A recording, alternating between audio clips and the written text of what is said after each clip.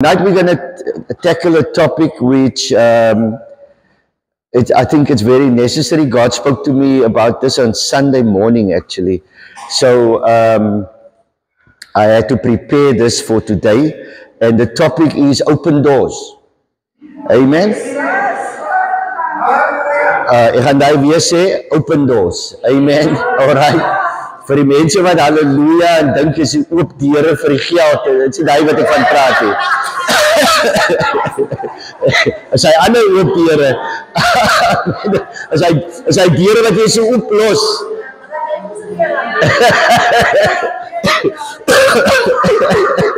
Sorry, so yeah, we're going to talk about those other doors. I want to say to somebody, a lot of the times we get into a rut about, when we're serving the Lord. A lot of us have different ideas what it means to serve God. And over the years I've seen, and being part of a church, it's easy to come to a church and feel that there's something wrong with you, or you not fitting in, or you maybe not that holy and the other people are, and you must have none of those things in your mind. We are all working out our salvation. Amen. God is not asking you to be perfect. Amen. He's asking you to be committed. Amen. Can I say that again? He's not asking you to be perfect. He's asking you to be committed. Nou, die skrifgeleerdes sal nou vinnig sê, ja, maar Pastor Matthew 5:48 sê, be ye therefore perfect as your Father in heaven is perfect. But that kind of perfect, if you actually analyze the word, it's talking about completeness. Amen. So, dit praat nie van perfection in die menslike wy nie. En is baie kere voel mense, ek wil nie kerk toe gaan nie, want daar's te veel fout met my. And if you're still working out your salvation, you're also in the right place. So, don't be hard on yourself. And yes, we teach the stuff like it should have been done yesterday, or that, or in a way that it feels, I can't attain that. No, it's a work in progress. Som van ons die nou jare die Here, en ons stap nog altyd ons salvation uit. Amen?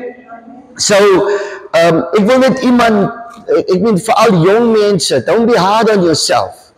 Because as daar ding is wat die duiwel gaan doen, he's going to get into your ear and he's going to tell you that you're not good enough, or there's something wrong with you. No, there's nothing wrong with you.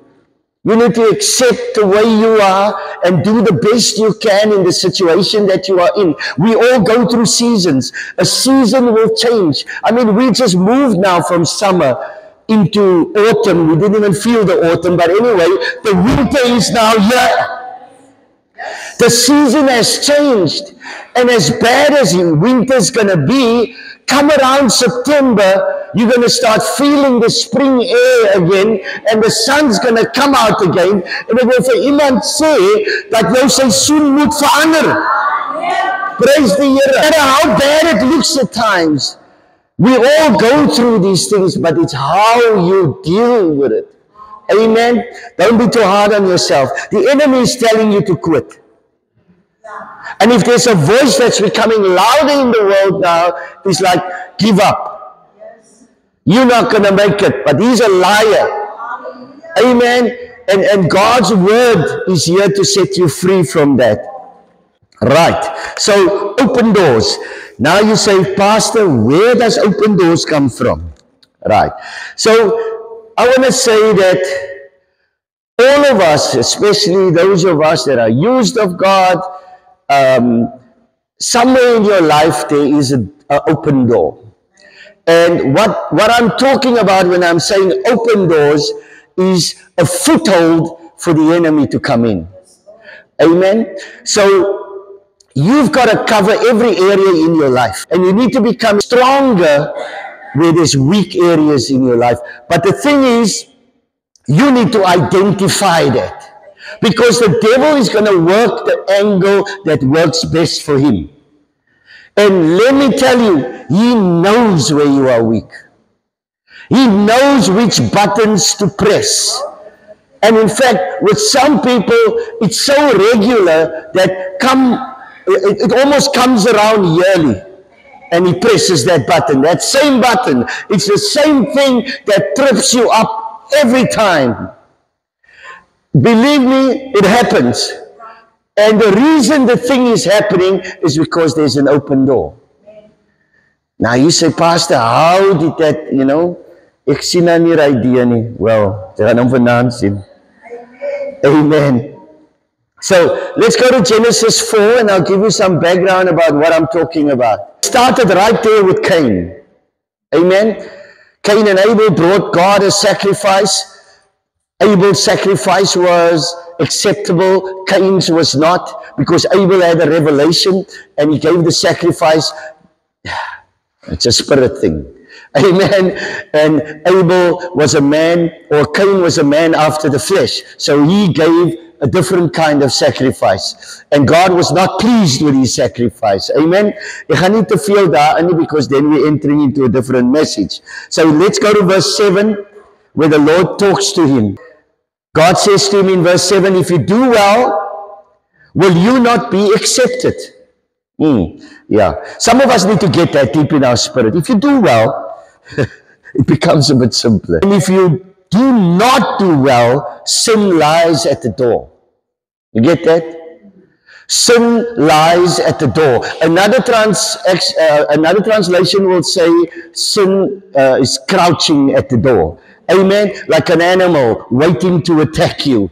Amen? So he says to him, sin lies at the door and its desire is for you.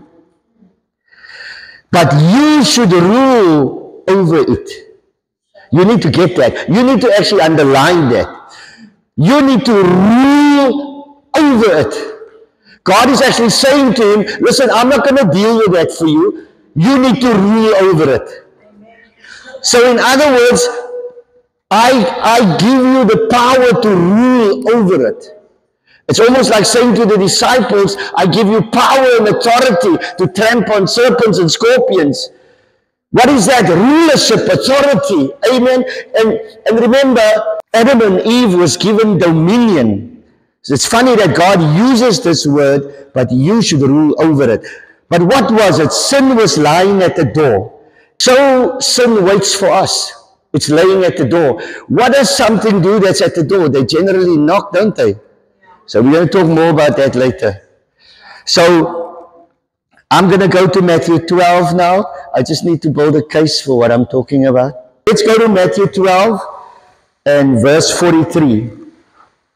When an unclean spirit goes out of a man, he goes through dry places, seeking a rest, and finds none. It's funny, eh?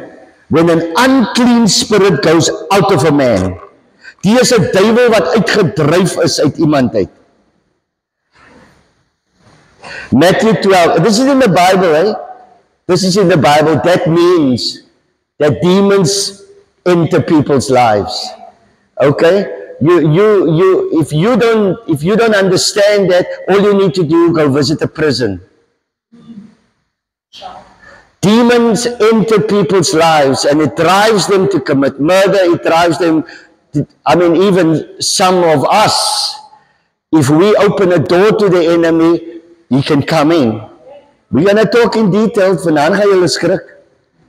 When an unclean spirit goes, the Bible teaches us when an unclean spirit goes out of a man. How does it go out of a man? You see it sometimes on a Sunday in church, where a demon leaves somebody. Amen? And what it causes, or the reaction that you get from that person when that demon actually leaves. Because having demonic entities in your life it's terrible. Amen? Then he says, I will return to my house from which I came. I told you it's one of two things. And this is hard for Christians to believe, or for people generally to believe. There's only one of two, people. You're either going to be filled with the Holy Spirit, or you're going to be filled with a demonic force. Both needs a body. God needs a body to work in. He needs a vessel. I just need to explain for someone that don't understand. If you go back to the beginning, right, when God created man, right there in Genesis 1, some will know it already, but I have to say for the sake of those that haven't heard it. If you go back to creation, even Jesus said to the Pharisees when they asked him, is it right to divorce? Then Jesus looked at them and he said, it wasn't so in the beginning. What was he talking about? He was talking about the original creation in Genesis 1. Because then God made man. He made man and he said both male and female, he made him. And he does that in Genesis 1. And then he comes in Genesis 2. And he says that he creates he's got the earth and everything is made, and then he realizes there's no one to work the earth. And then the Bible says that he forms man from the dust. Now, to the person that haven't heard this, was God confused when he created him in Genesis 1? Why did he now make him again now in Genesis 2? Why did he form him now from the dust? Because you see, the original creation was a spirit man. Because God said, make man in our image. You don't see God, and you'll never see God, because he is a spirit. So he said, let us make man in our image. Our image is spirit. So he made a spirit man, but then he needed somebody to walk the earth and to work the earth and to rule the earth. And then he formed him from the dust, and then he put the spirit into a body. Are you all with me? What did he make the body for? He made the body so that the spirit can dwell in it.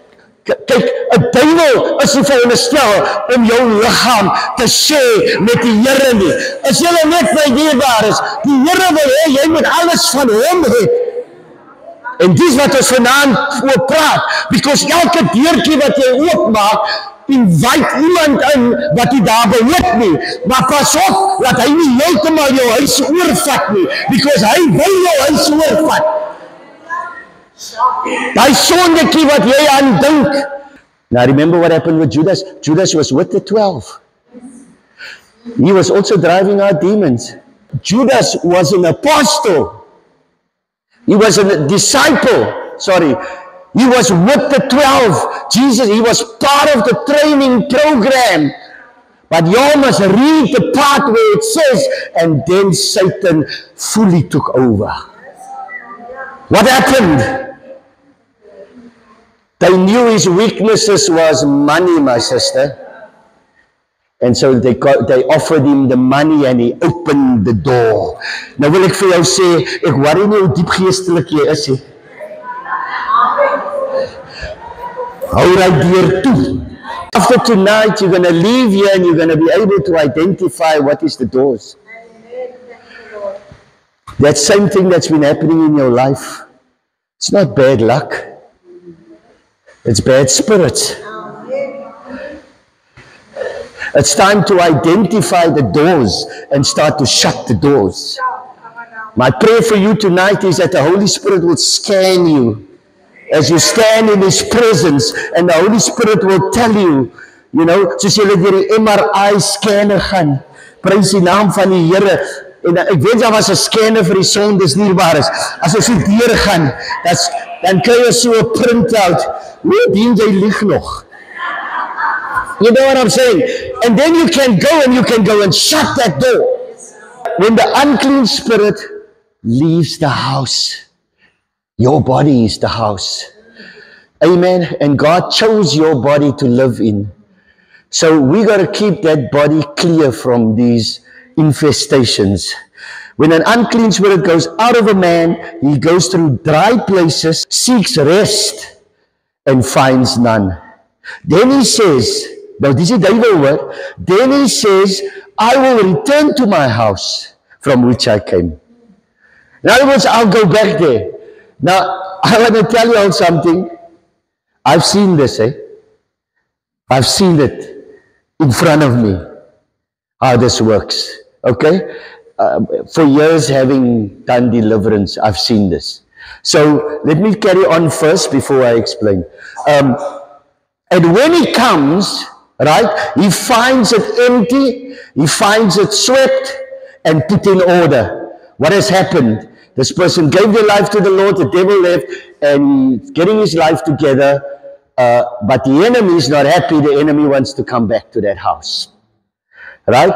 Then he goes and takes with him 7 other spirits more wicked than himself. Listen, guys. Hey, don't shoot the messenger here. Hey?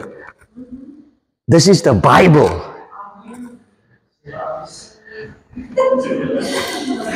Die is die Here, is die woord van die Here wat hier praat. My duim het gesuig hier. Then he goes and takes with him 7 other spirits more wicked than himself, and they enter and dwell there. Now, hoor mooi. And the last state of that man is worse than the first. Dan sê die Here, so shall it also be with this wicked generation. So, I've seen it. We've prayed for somebody, the demon has left that person. That person feels better, came into the service, depressed, down, whatever it is, they sien dit even op hulle gesig, na hulle voor gebid is en hy duiwel is weg, dan lyk hulle sommer anders te ook. Die hele gesig change, alles change. Why? The spirit has left.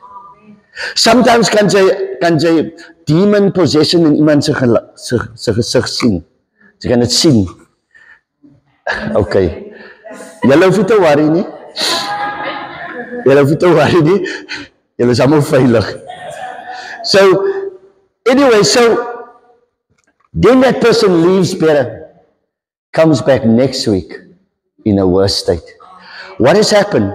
That person went back to what they were doing. And that devil came and checked that person out to see, hey, is everything in order here? Because me and my cronies, we got nowhere to stay. So you go home, on Monday, Sunday you were delivered, you go home on Monday, you go back to feeling sorry for yourself, you invite all those bad friends back in, of jy begin weer 'n dop of 2 te drink, of jy begin weer die okka-pyp uit te haal, voordat jy weet as dit nie meer met die okka-pypie, dan gaan ons 'n bietjie dieper. Taking hold of that house again. That is why we always tell somebody, if you've been delivered, you need to stay in the house of the Lord, receive the word of God, come sit in the house of God, stay in the presence of God, so that those demons do not come back. Nou, ek hoef nie vir julle te sê, wat hierdie demons kan maak nie, hoor. I don't need, you know, there was a guy so badly possessed in the Bible, die man van Gadara. Julle onthou daai mannetjie? En hy was so badly possessed that he could break chains. He lived in the graveyards, people. He was possessed, and when Jesus came to him, the demon had to identify himself and called himself Legion. Why Legion? Because it's in reference to a Roman legion, which was about 4,000 to 6,000 soldiers. So when he called himself Legion, he was actually saying, I've got about 4,000 to 6,000 demons here. Because how demonic must you be to be able to break chains? You see, you can have power, demonic power, raw demonic power. How do I know it was 4,000 to 6,000 demons? Because how many pigs was there? 2,000. 2,000 pigs come along, and the demons are pleading with Jesus, please let us go in the pigs. Because they knew it was time to leave. When Jesus comes, you must leave. Amen. So they didn't want to go to the abyss. So they rather wanted to go into some other entity. So they asked permission to go into the pigs. So daar's ek about 3 duivels in elke vark as daar 3,000 was. En die varke het suicide commit hier, Baris. But as I ministered to you one time about the marine spirits, those were marine spirits. So they went back into the water. That's why they asked for the pigs. They needed a vehicle to take them back into the water.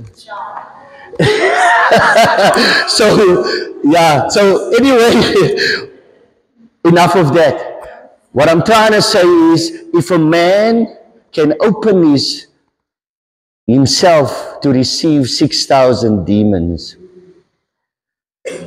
ask yourself tonight, why do you keep doing certain things?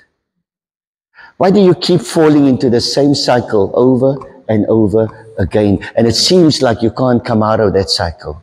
Every time it looks like something good's going to happen, you fall into that cycle. And even people in ministry, this is what I tell people in ministry, be careful. You got to look after yourself. Because the enemy is not pleased that you're working for God. He would want to get in some place. It's for you to... And don't think that a born-again Christian cannot receive these demons. Don't think that they cannot. They can. They can. But mostly, Christians are tormented. They are tormented. Amen? And instead of possession. Possession is a whole other level. But you can open the door for the enemy. All right, okay. Ephesians 4. Therefore, each of you must put off falsehood and speak truthfully to your neighbor. And speak truthfully to your neighbor, for we are all members of one body. In your anger, do not sin. And do not let the sun go down while you are still angry. And do not give the devil a foothold. That's the part I wanted to give you. Do not give the devil a foothold. Anyone who has been stealing must steal no longer. Doing something useful with their own hands. But must work doing something useful with their own hands, that they may have something to share with those in need. Okay, I'm not going to read the rest, but for your own benefit, do read the rest. I don't have the time. But the message I wanted to get across there was verse 27. Do not give the devil a foothold. It's an open door. What is a foothold? You know, as jy so 'n klein gaatjie in 'n gordyn maak en jy het 'n lang naal en jy druk hy naal so in, dan kan jy hy ding so skeer reg af. Nou, dis die duiwel. He's looking for that small little hole so that he can stick his ugly demonic nail in there, so that he can get a foothold into your life. And people, the doors that you open in your life is small little things. It's small little things. It's a young person saying, you know what, I'm not going to do drugs, but I'm going to give you a cigarette to try. You know what I'm saying? It's what are you doing? You're giving the enemy a foothold, because later the cigarette is not going to be enough. The cigarette is not going to be enough.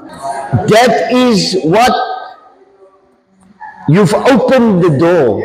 You got a taste of it, so now you want more. Let me tell you something very interesting.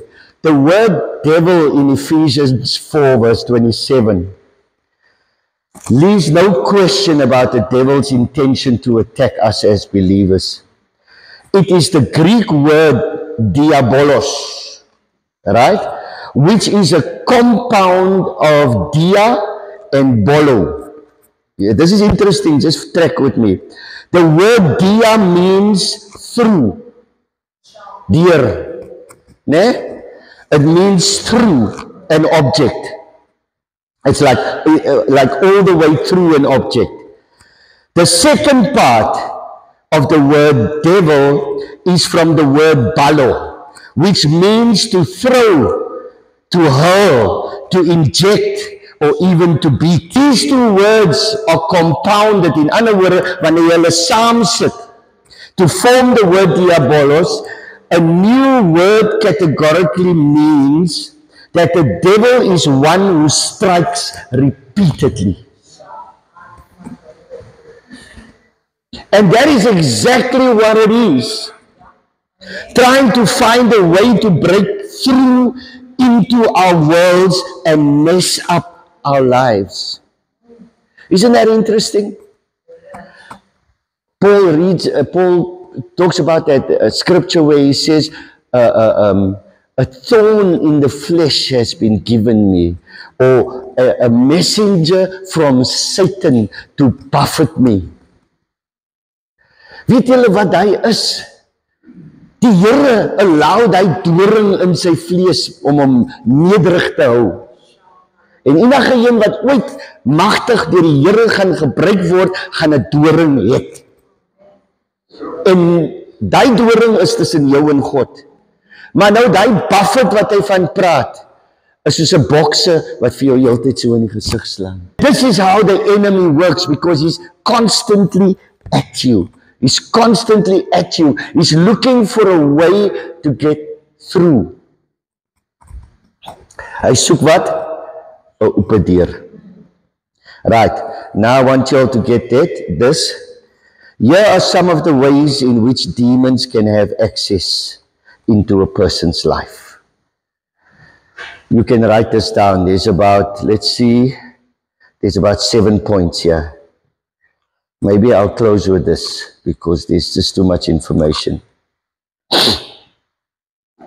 Right, number 1, family background in the occult or false religions. Right? I'm not even going to say false religions. Well, a false religion is a religion that denies Jesus Christ as God. Daar is daai tipe. Amen. They don't recognize Jesus Christ. In fact, the Roman Catholic belief works through Mary, not through Jesus Christ. Are you all with me? So it would then, as the Bible would put it, a false religion. Because Jesus Christ is the one that died for our sins. Amen? Mary was just used to bear Christ. But he is the one. And the Bible says clearly there's no mediator between man and God except the man Jesus Christ. So that's one. I can think of many others, but I don't want to go into it. It's too deep. So, false religions. I even want to say certain churches with wrong doctrines. You can inherit it there too. Because if the religion has got its hold on you, you will struggle to receive truth. Amen. You struggle to receive present truth because you come out of a religious system. And all you know is that religious system. Anything contrary to that system, then you become scared. Amen. And it's what we call a religious spirit. Amen. Number 1, the family background. Family's got a lot to do with open doors, people. I don't want to go too deep into it. But family, especially family, it's got a lot to do with open doors. What type of family you come out, how you were raised, which church you went to, or whether you didn't go to church, or, you know, or some of the habits within the family that you've learned. Some of you have come here and you have found a lot of things to deal with. And some of you are still dealing with it. Amen? Because jy kan ons nou nie help wat 'n familie uitkom nie. You know what I mean? Ons kan nie vra nie. It is what it is. So, but now you come to a place where you're learning the truth, and all of a sudden, all these things start to open up. And all these questions start to come out. Okay, let me move on from there. I'll go back to some of the things if I have to. Negative prenatal influences. Parents who were engaged in sinful acts during conception and after. It's what we call that generational curse. I've seen enough evidence that things can be carried over from the one generation to the next. Jy gaan kry 'n mamma wat kanker gehad het en die kind kry kanker ook around about the same age. Why? Because it was carried down through the bloodline. They are, I mean, Don't ask me to explain that. It's written in the Bible where God says, I will visit the sins of the parents right down to the third and the fourth generation. Sometimes I pray for people, dan gaan ek sê, somewhere terug in jou bloedlyn is daar iemand wat iets gedoen het, of ek sien 'n ding, of ek sien 'n sacrifice wat gemaak was. And that thing will come down the bloodline because God says, I will visit the sins of the parents right down to the church in third and fourth generations. Now there's somebody clever sitting here saying, yeah, but when Jesus died on the cross, that was gone, right? And mense, that's niks automatic. You have to walk it out. God will show you at some point that you need to deal with this stuff.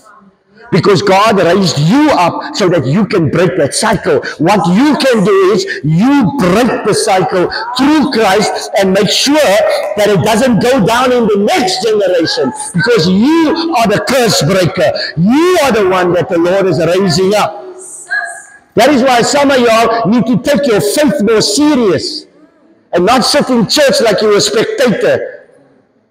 Because you have a responsibility to the next generation.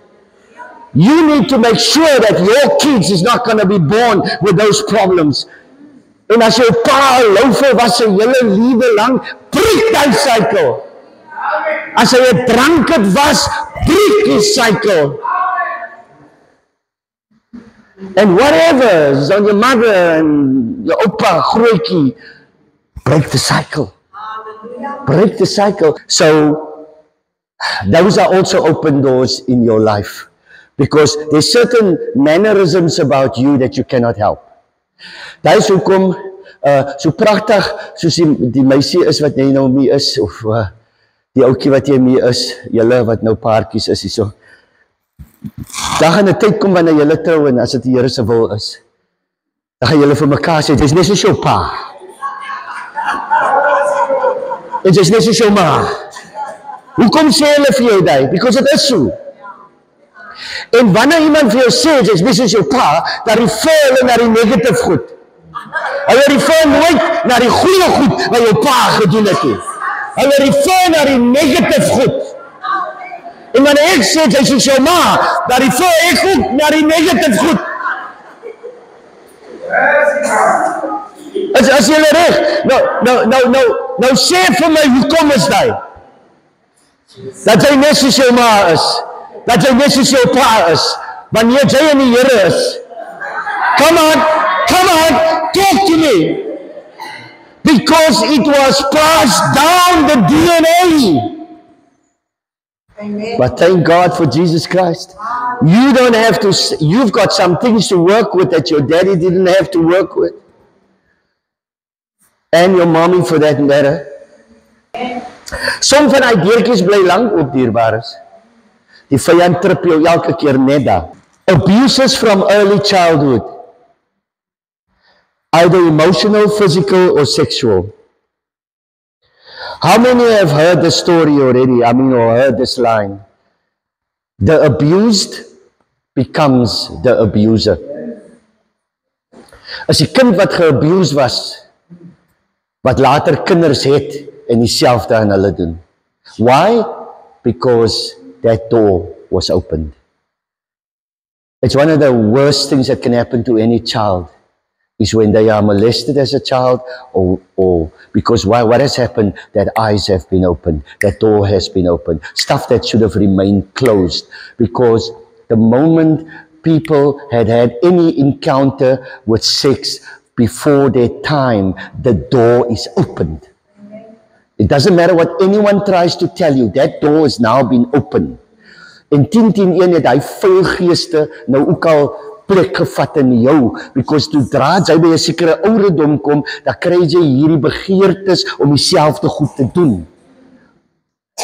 Verstaan? En jy kan nie verstaan hoekom jy so is nie, is because hy deur was oopgemaak.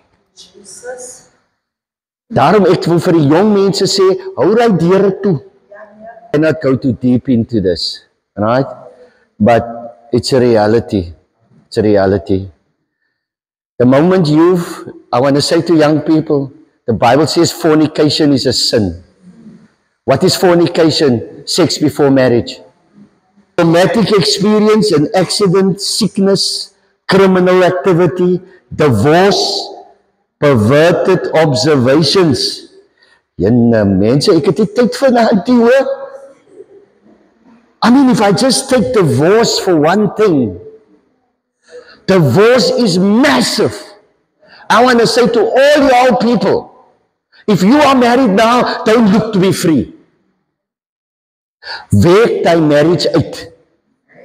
Sort hy goed uit, die Here haat divorce.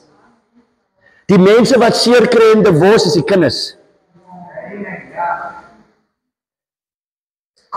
And guys, let me tell y'all thinking there's somebody better? No. No. Hulle is only better because hulle soek jou bloed. Die duiwel het hulle gestuur. Die duiwel het hulle gestuur om jou te roof van wat die Here vir jou gegee het. Praise the Lord. Laat ons net die waarheid praat vandag. Because hulle is net alright, die moment jy ring op hy van sit, dan is het tere. The same problem you had in your previous marriage is going to happen there. And then what you're going to do? You're going to move on to a third. And then the cycle continues. Hollywood. Hollywood. Be careful who you choose to be your wife or your husband. Stay married. Amen. Don't seek divorce. And let me tell you, a court on earth cannot divorce you. Yes. Amen. Because as jy 'n wedergebore Christen is, dan trou jy in die aangesig van die Here en al die engele. What is bound in heaven is bound on earth. And what God has joined together, let no court put asunder. The book of Malachi talks about God hating divorce. Because why? You're ruining the generations after you through that. Sinful acts or habits, particularly fornication. I've already spoken about fornication. By far the number one way evil spirits are transferred through sex. Mense, sexual encounters voor jou tyd is nie net twee liggame wat join nie, is a spiritual transaction. Paul warns against sin, but he says he warns against the deeds that are done in the body. Why? Because those are the things that hurt. Those are the things that leave deep, deep scars, people. So I want to encourage young people, wag tot jy trou. I'm trying to help you. I'm trying to help you. If you made some mistakes before the time, it's under the blood. It's done. If you've asked God forgiveness for it, but stay clean. Don't go back into it. Don't land yourself in a situation that you cannot handle. There are certain areas that you need to be careful of. You need to set some boundaries. You need to shut some doors. Don't leave any footholds. Is this helping somebody? Are y'all okay? Okay, there's laying on of hands. Jy is miskien 'n bietjie wankelrig in jou geloof nou al lank al en jy wonder miskien hoekom. Miskien moet jy 'n bietjie teruggaan. Kyk ja waar jy oral gaan besoek het. En waar hulle aan op jou gelê het. Dierbares. Amen. Go do some investigation. Right. Laying on of hands. Last one. Number 7. Idle words. Speaking direct curses over your life or others through undisciplined speaking. Julle weet wat hy beteken, right? Julle weet wat hy beteken. Is negatiewe praat uit jou eie mond uit. Van hoe swaar het is met jou en hoe moeilik het is en julle verstaan nie van my nie, julle weet ek, you know, and now understand we all go through that season and we constantly speak this, niks goed kan vir my gebeur nie. You know, you are actually speaking this over you. Do you know that words create an atmosphere? Words create an atmosphere. You constantly negative, there's a negative atmosphere. Daar's 'n aura rondom jou. Be careful of yourself being negative about yourself and other people speaking negatives over your life. Mense wat verlang om jou ondergang te sien, dierbares, verwyder jouself van hulle. Onmiddellik. Moenie nog wag nie, doen dit onmiddellik. Because they are speaking that expectation over you. Words travel, it travels into the atmosphere and it creates. Let us stand. I still have a lot of stuff here, so I'm going to close there. We all have stuff in our lives, people. You don't need to feel bad, but be honest with God. Be honest with God. Some of us still have open doors. Sometimes the open door is our attitude. Is hy vinnigheid wanneer iemand jou wil correct. Is hy attitude wat jy nog het wanneer iemand nou net 'n verkeerde knoppie druk.